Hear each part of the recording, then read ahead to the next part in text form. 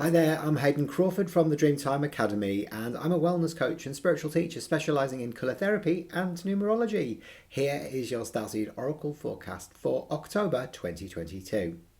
Okay, so first things first, we've got to recognise now that we've moved into a universal month number 7, and that's because we're in 2022, which adds up to a 6, plus we're in October, which reduces to a 1. They add the 1 and the 6 together, and it's 7. Now, 7 is all about exploring the deeper meaning behind life, the mysteries, illusions, miracles, magic, and faith, and what's going on in the subconscious mind.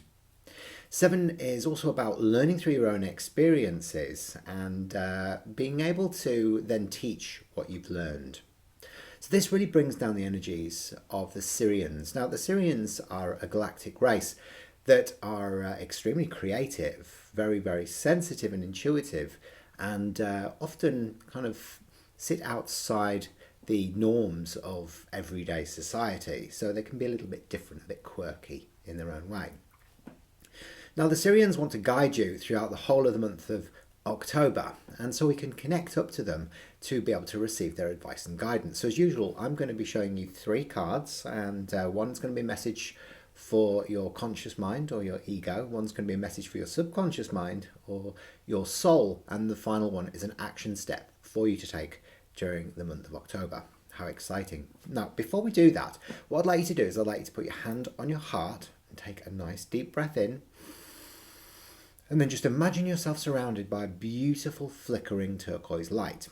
And then I'd like you to ask for clear and concise information from the Syrians that you can not only understand, but you can anchor and take action on during the month of October as well. Fabulous. Okay, so I'm going to show you the first card now. Now, the card that came up as a message for your ego is fall into my arms. Fall into my arms. That sounds so romantic, doesn't it? But in this case, it's about surrender. And it's about holding the opposites. Now, of course, you've probably recognised that life is all about duality. It's about extremes. There's good stuff that happens and there's bad stuff that happens. But you're being called to be able to look at both of those things, and when they appear in your life and not judge them, to kind of accept them for what they are and just surrender into it, because the universe has our back and everything always happens for your purposeful good, even if you don't think so at the time.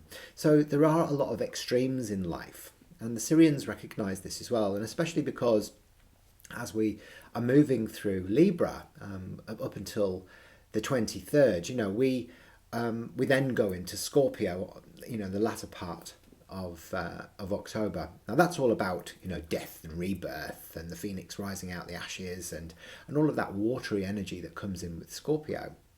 So whilst we're going through Libra is all about balance and harmony and diplomacy, and they are the archetypal romanticists of the zodiac. So we have to look at this whole aspect of relationship that comes up with Libra as well. So it brings in the energy of duality in the colour mirror system, which is really the sort of the two individuals standing in their own light and power within relationship.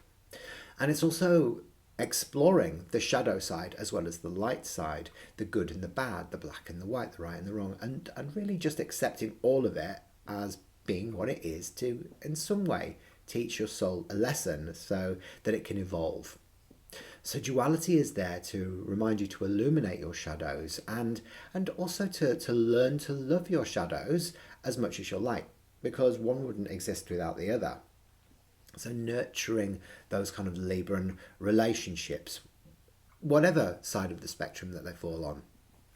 Now, the message that comes up as a message for your soul is actually a card that is called Baby Steps.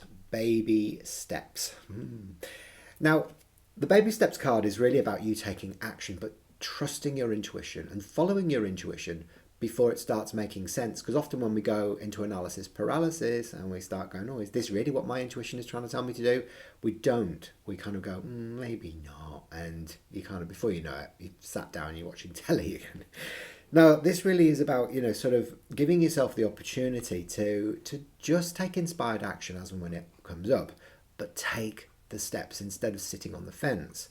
And one little step every day eventually leads to, miles and miles and miles of ground covered. But if you don't take that action, you stay standing on one leg. So trust your intuition. Now this brings in the energy of the moon bottle, which is pale blue over royal blue. Bottle number 2 actually in the system, and it's very, very sensitive and intuitive. Again, it's that sort of relationship energy that's there with Libra. But again, it's like it's looking at the tides and seasons of life and the emotions that lay beneath the surface. And it's about giving yourself some nurturing and protecting yourself as well as you venture through these times. Because as you know, there are a lot of very difficult and challenging energies bombarding the planet right now. We've had, the death of Queen Elizabeth. We've got wars going on, over in Russia, and the economy is kind of flopping out all over the world as well. So everybody's feeling sort of slightly on edge and very, very sensitive right now. Now, the third card that comes up is a message as an action step for you to take, and this one is water your garden. Water your garden. And that's about nourishment, body care, and having some rest and being good to yourself. Sometimes, when we are on the go all the time, we forget to look after number one. And, we might be looking after everybody else, but we forget to look after ourselves. And the body can show signs of, stress. And we can get pain, and we can get sick, or we can get a cough, or we might get long COVID, or whatever it is, but you just end up feeling so depleted and washed out. So really it's about self-love and self-care.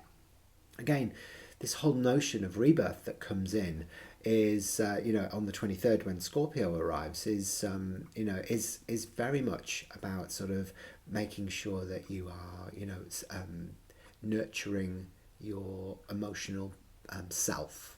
Because, if you're not feeling right, then the whole world around you doesn't feel right either. Now, there is a new moon coming in on the 25th of October, just as we go into Scorpio.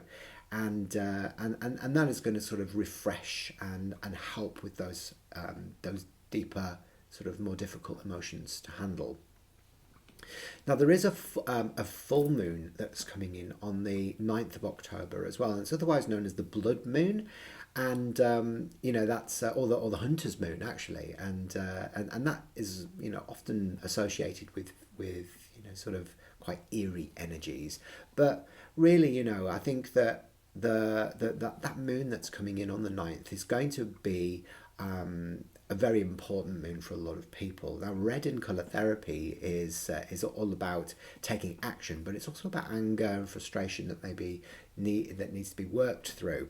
And often because it's association with blood, it can be the ancestral lineage and healing that needs to take place within the generations as well. So you might find that during the month of October, there are issues with regards to family that come up that need to be looked at, healed, resolved, and then finally released as well.